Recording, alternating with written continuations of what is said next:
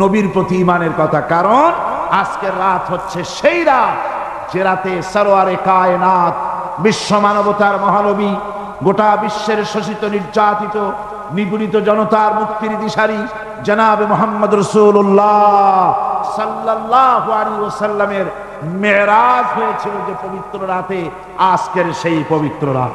কোন সুবহানাল্লাহ, জোরে বলেন আলহামদুলিল্লাহ।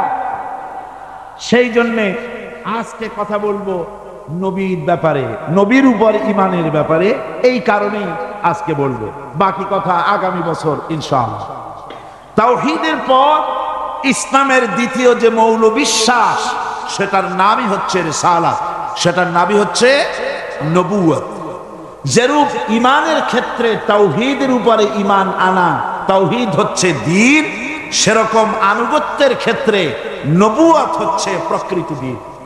নবুয়ত দ্বীন, তাওহীদ দ্বীন। নবী, নবুয়ত বা রিসালাত। নবী বলা হয় কাকে? একজনের বাণী আর একজনের কাছে যিনি পৌঁছায় দেন তাকে বলা হয় নবী, তাকে বলা হয় রাসূল। ইসলামের পরিভাষায় আল্লাহর বাণী যিনি মানুষের কাছে পৌঁছে দেন তাকে বলা হয় নবী। নবী সমস্ত কওমের জন্য আল্লাহ পাক পাঠিয়েছেন।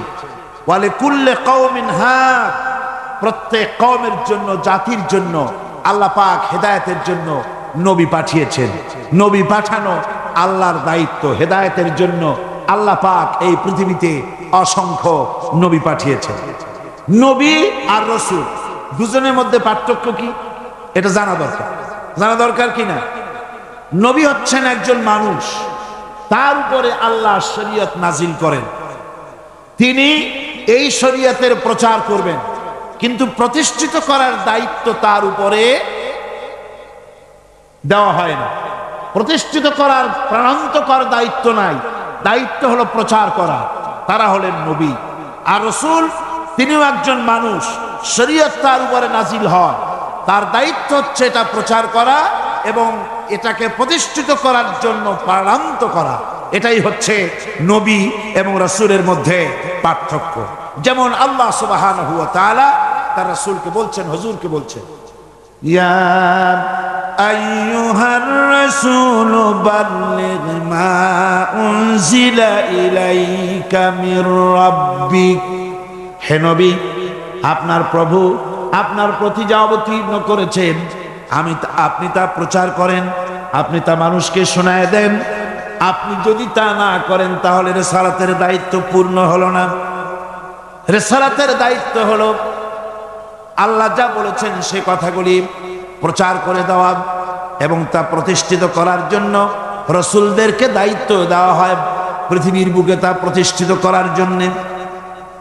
নবী যারা, রাসূল যারা, আল্লাহ রাব্বুল আলামিন রাসূলদেরকে জননেতা বানিয়েছেন। নবীরা হলেন নেতা। নবীরা কি? জোরে বলেন কি?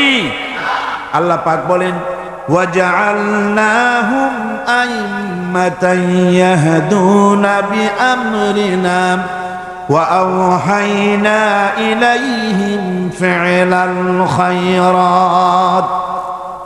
ওয়াজআলনাহুম আইম্মাতান ইয়াহদুনা বিআমরিনা। আর এইভাবে করে আমি নবীদেরকে জননেতা বানিয়েছি। আইম্মাতা, আমি তাদেরকে জননেতা বানিয়েছি। আর আমার নির্দেশে তারা জনগণকে হেদায়েত করবেন, এই দায়িত্ব দিয়েছি। ওহীর মাধ্যমে কল্যাণমূলক কাজ করার জন্য নির্দেশ দিয়েছি।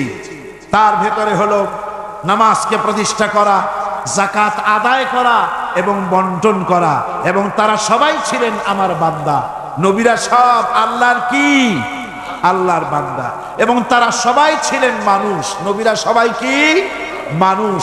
এবং তারা ছিলেন নেতা। আমরা যখন বলি আমার নেতা, তোমার নেতা বিশ্ব নবী মুস্তাফা সাল্লাল্লাহু আলাইহি ওয়াসাল্লাম, তখন আমাদের এক শ্রেণীর ভাইরা এ কথার উপরে আপত্তি তোলেন।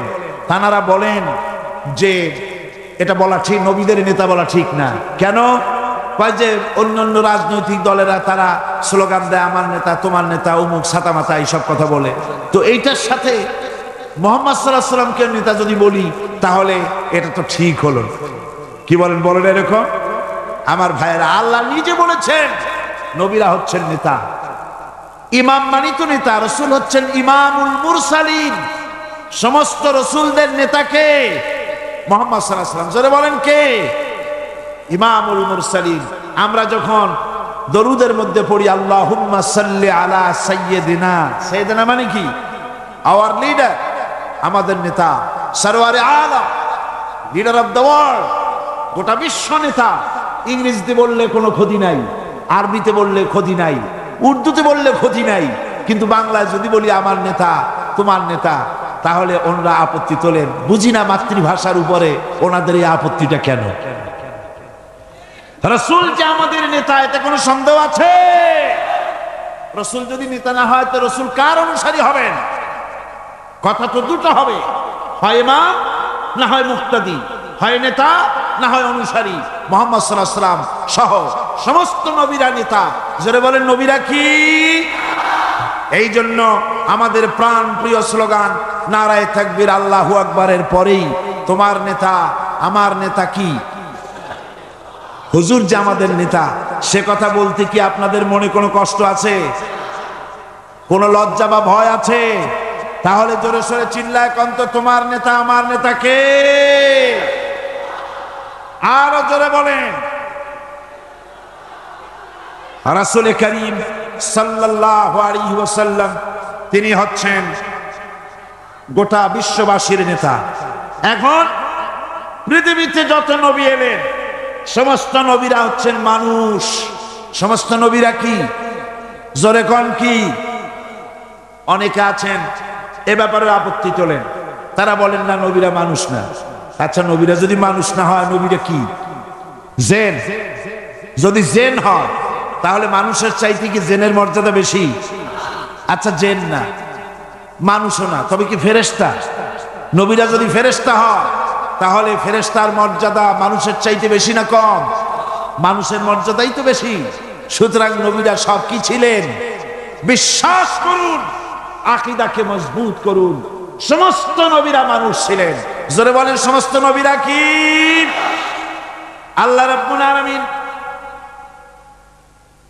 তার সম্পর্কে বলেছেন, নবীজি সম্পর্কে আল্লাহ পাক বলেন, নবী আপনি বলে দেন, কুল ইন্নামা আনা বাশারুম মিসলুকুম ইউহা ইলাইয়া আন্নামা ইলাহুকুম ইলাহু ওয়াহিদ।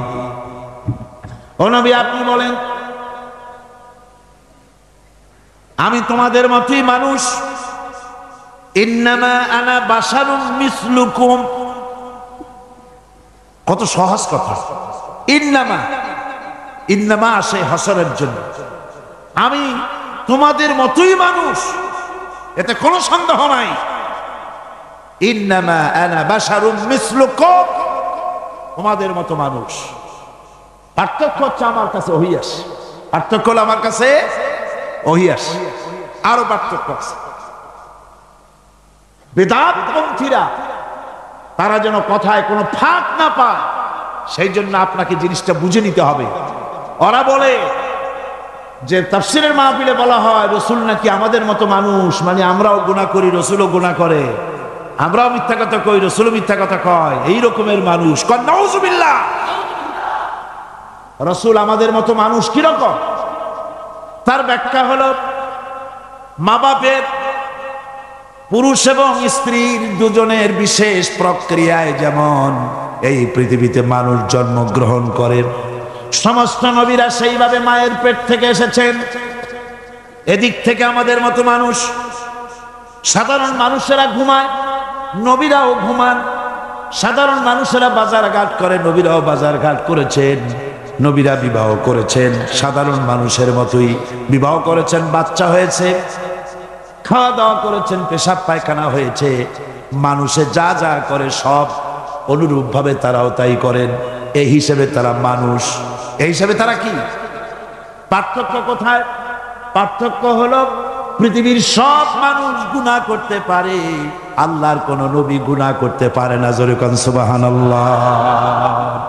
নবীরা মাসুম। সেই যে নবীরা মাসুম, সেই মাসুম কিন্তু 40 বছর বয়সের সময় যখন নবুয়ত পেলেন, সেইখান থেকে মাসুম তা নয়, নবীর জন্ম থেকে শুরু করে মৃত্যু পর্যন্ত, নবুয়তের আগেও মাসুম পরেও মাসুম। জোরে কোন সুবহানাল্লাহ।